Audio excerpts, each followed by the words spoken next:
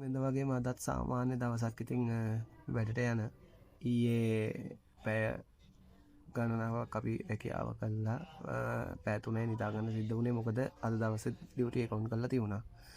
ඉතින් පැය 3:00 නිදාගත්තත් වැඩට යන්න ඕනේ හින්දා හෙට නිවාඩු දවසක් හින්දා අද ඉතින් අපි උදේම වැඩට යන්න පටන් ගත්තේ. මහන්සියක් එහෙම බලන්න නැහැ. වැඩ කරන්නේ හරි සතුටින් මොකද හොඳ තැනක් ලැබිච්ච හින්දා. මේ ඒ වගේම ඊශ්‍රායලෙ මෙන්න මේ කියන්න ඕනේ මෙන්න මෙතනදී මේ පාර මාරු වෙනකොට එහෙම වාහන ෂණිකව යාලා නතර කරනවා. අපිට වාහන නතර කරන්න දෙන්න කියලා බලන්න අවශ්‍යතාවයක් නැහැ. පාර මාරු වෙනකොට මේ වාහන නතර කරනවා. මොකද පයින් යන මිනිස්සුන්ට තමයි ඉස්සෙල්ලාම ප්‍රමුඛ ස්ථානය දෙන්නේ. වාහන වලට පස්සේ. ඒ කියන්නේ ක්‍රොසින් එකක් දැක්ක ගමන් මේ මාරු වෙන්න ඉන්නවනම් අනිවාර්යෙන් නතර කළා යුතුයි. ඒක තමයි ඊශ්‍රායලේ නීතිය. මේ එතකොට ඒ විදිහට තමයි හැදිලා තියෙන්නේ. හැඩ ගැහිලා තියෙන්නේ. මොකද අනතුරක් සිද්ධ වුණාට පස්සේ එතන තියෙන ප්‍රශ්න වැඩි නඩු අපේ ඒවත් එක්ක. වෙනද වගේ මේ බස් හෝල්ට් එකට තමයි යන්නේ වැඩට යන්න කලින්. ඔයාලට බලා ගන්න පුළුවන් මේ දැන් මේ ඔයාලට පේන්නේ මේ ක්‍රොසින් එක අපි මේ සඳුන් පාර මාරු වෙන හැටි. ඒ වගේ වාහන නම් මේ වෙලාවේ ඒ ක්‍රොසින් එකේ පේන මාන එක තිබුණේ නැහැ. අන්න නතර කරන්න වගේම ඒ වාහනෙත් නමුත් ස්ලෝ කරලා තමයි එතනින් ගත්තේ. මොකද මේ ඒ හරිය පොඩ්ඩක් ක්‍රොසින් තියෙන හරිය මෙයාලා වාහන ස්ලෝ කරනවා. ඒ වගේම මේ අපි මේ යන්නේ බස් හෝල්ට් එකට. බස් හෝල්ට් එකට ගියාට පස්සේ තමයි බස් එන්නේ. එතකොට සාමාන්‍යයෙන් අපේ වගේ බස් හෝල්ට්ස් නෙවෙයි. මෙතන තියෙනවා ඔය වලට පේන පිටිපස්සෙන් වගේ පිටිපස්සෙන් බස් එකක් යන හැටි. ඒ වගේ බස් තමයි මේ වැඩ කරන්නේ. හොඳට සස්පෙන්ෂන්ස් තියෙන. ඒ කියන්නේ බස් ඒ වගේම මේ වලවල් එහෙම නැහැ නේ ඉතින් පාරවල් වල. මේ තියෙන මේ බස් වල තියෙන අංක ටික. දැන් ওই 232 යන රූට් ටික උඩ තියෙන යන රූට් ටික විස්තර. මේ වගේ පොඩි බංකුවකුත් තියෙනවා ඉඳ ගන්න. මේ බස් එක එනකන් ඊට පස්සේ මේ යන බස් වල ඩීටේල්ස් සහ ඒවයි ටයිම් ටේබල් තමයි තියෙන්නේ. හරියටම 7:20 නම් 7:20ට බස් එක එනවා. ඉතින් අතන අපි පොඩ්ඩක් වාඩි වෙලා ඉඳියට පස්සේ බස් එක ඔන්න ඔය පාර දිගේ තමයි මෙතනින් ඇවිල්ලා නතර කරන්නේ. ඉතින් 7:20 නම් හරියටම 7:20ට බස් එක එනවා. ඊට පස්සේ අපිට තියෙනවා පොඩි කාඩ් එකක්. ඒ කාඩ් එක ගහලා තමයි අපි බස් එක නගින්නේ. බස් එකේ ගියාට පස්සේ පොඩ්ඩක් රිසෝට් එකට ඒ කියන්නේ හෝල්ට් එකේ ඉඳන් පොඩ්ඩ දුරක් ඒ කියන්නේ මීටර් 300ක් වගේ පොඩි දුරක් යන්න තියෙනවා අපි රිසෝට් එකට. මොකද ලොකු පාක් එකක් එහෙම තියෙනවා. ඉතින් ලංකාවේ 31 දෙනෙක් වැඩ කරනවා මේ රිසෝට් එකේ. රිසෝට් එකේ නම ඩ්‍රීම් අයිලන්ඩ්.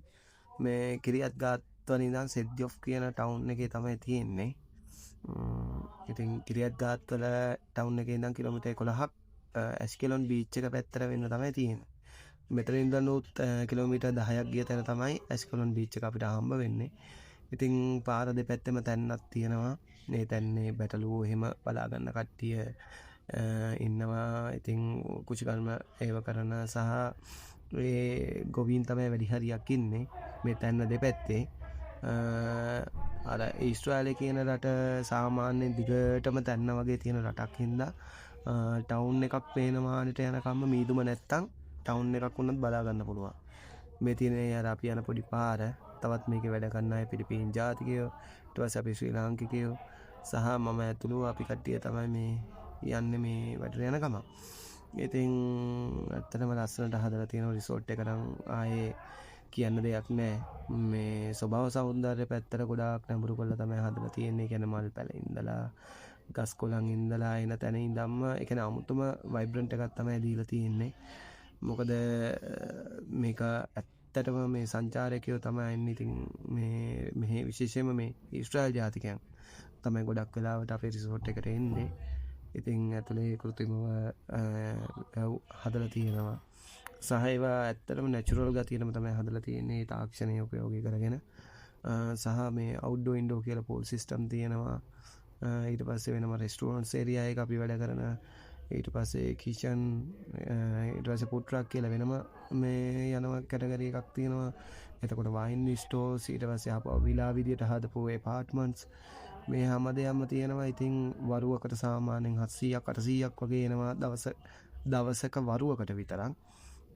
බිසි දවස්වලට ඉතින් අනිවාර්යෙන් 2000 2300කට අතර කිට්ටු ප්‍රමාණයක් ඇවිල්ලා ගිහිල්ලා ඉවරයි. එතකොට එතකොට පාන්දර 2ට වගේ තමයි සාමාන්‍යයෙන් අපි 5ට වැඩ පටන් ගත්තොත් අපේ නයිට් ඩියුටි එක ඉවර වෙන්නේ.